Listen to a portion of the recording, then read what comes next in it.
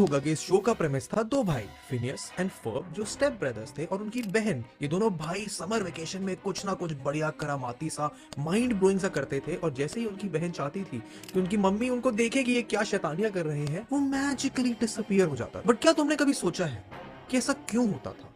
जब भी कैंडिस अपनी मम्मी को दिखाने जाती थी कि फिनियस एंड फर्ब क्या हुड़दंग मचा रहे हैं, तो वो हमेशा उनकी मम्मी के आने से पहले ही क्यों गायब होता था? फिनियस एंड फर्ब के पीछे जो एक कॉन्स्पिरेसी थ्योरी थी जिसने मेरा माइंड ब्लो कर दिया था, वो ये कहता था कि वो इसलिए गायब हो जाते थे बिकॉज वो कभी हुए ही नहीं थे। वो थ्योरी एक्सप्लेन करती है कि पूरा शो तुम फिनियस एंड फर्ब के नहीं बल्कि कैंडिस के पर्सपेक्टिव से देख रहे हो।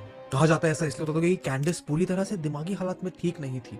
उसके साथ एक बहुत बड़ा ट्रॉमा हुआ। उसका एक भाई तो था जो फिनियस नाम का था, पर अपनी शक्ल के चक्कर में, वियर्ड शेप के चक्कर में वो स्कूल में बहुत बुली होता था। एंड एक टाइम पे वो इतना बुली हुआ कि वो जिंदा ही नहीं बचा। एंड कैंडिस उस रियलिटी से कभी कोप नहीं कर पाई। उसका दूसरा भाई है तो एक फर, बट रियलिटी में वो एक्चुअली बात नहीं करता।